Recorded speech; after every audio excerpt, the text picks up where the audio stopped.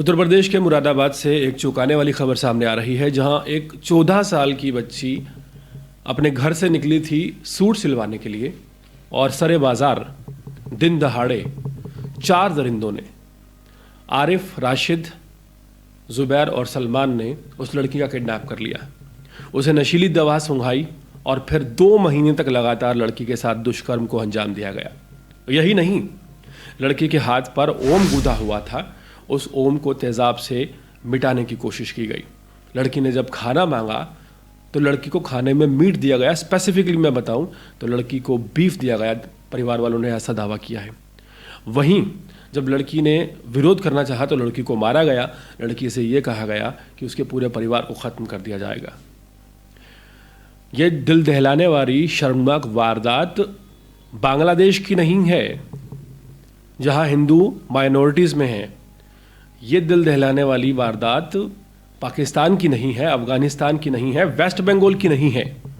ये वाक़या उत्तर प्रदेश का है। उत्तर प्रदेश के मुरादाबाद में जिस तरह से बर्बरता की सभी सीमाएं पार की गई, सवाल खड़ा होता है कि प्रशासन के दावों में और हकीकत में इतना फ़र्क क्यों है। और सबसे बड़ा सवाल ये है कि आरिफ, राशिद, ज़ुबैर और सलमान जैसे लोगों में इतनी हिम्मत कहाँ से आ जाती है कि वो राह चलती एक लड़की को जिसकी उम्र महज 14 साल है, दिन दहाड़े उठा लेते हैं और 2 महीने तक कमरे में बंद करके लगातार उसके साथ दुष्कर्म की घटना को अंजाम देते हैं। सवाल इसलिए भी बड़ा है क्योंकि तमाम बड़े बड़े दावे हैं कि उत्तर प्रदेश की योगी सरकार ज़ीरो टॉलरेंस पे चल रही है। धर्म के आधार पर एक लड़की को, एक दलित हिंदू लड़की को टारगेट किया जाता है। उसके हाथ से ओम मिटाने के लिए उसके हाथ को तेज़ाब से जलाया जाता है। सवाल यहाँ पर खड़े होते हैं कि एक लड़की के साथ दुष्कर्म करने के बावजूद उसको बीफ खिलाई जाती है बार बार। और जब ये दरिंदे इस तरह के कृत्यों को अंजाम दे रहे होते हैं, क्या इन्हें प्रशासन का, पुलिस का, सिस्टम का कोई खौफ नहीं होता?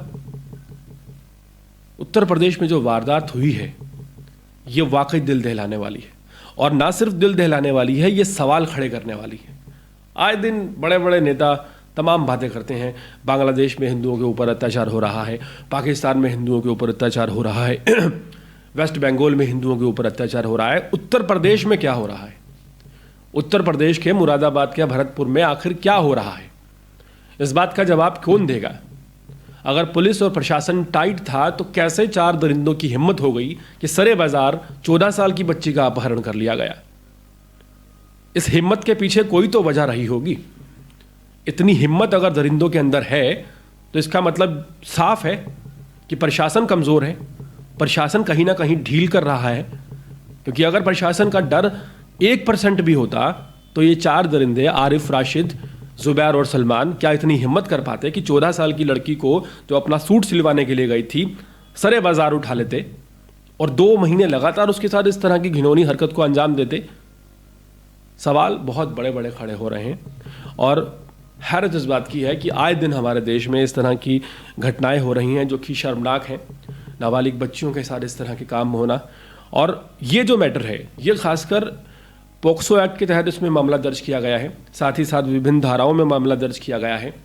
जो एसपी देहात हैं मुरादाबाद के, आकाश कुंवर सिंह, उनका भी बयान सामने आया है। उन्होंने बताया है कि 3 जनवरी को तहरीर मिली थी और अब मामला सामने आया, एक सलमान नाम के आरोपी को गिरफ्तार कर लिया गया है।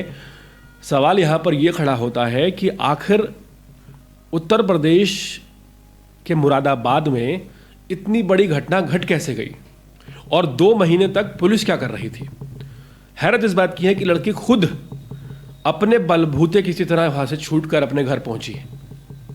और सोचिए, अगर लड़की हिम्मत ना करके निकलती तो आज या तो उसका मर्डर हो गया होता या एक आपको बड़ी खबर सुनने को मिलती, शायद उसे दबा दिया जाता है। यहाँ पर सवाल बनते हैं कि सिर्फ ये कह देना कि सब सुरक्षित हैं, कह देने से सब सुरक्षित नहीं है। प्रशासन में ढिलाई है।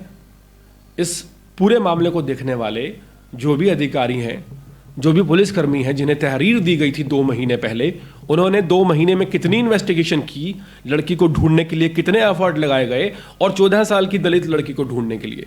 सवाल यहाँ पर यह है कि जब आपको एक दलित लड़की के बारे में पता चलता है, एक हिंदू लड़की के बारे में पता चलता है कि उसकी उम्र महज 14 साल है, वो 2 महीने से गायब है, आप लोगों ने क्या एफर्ट लगाए?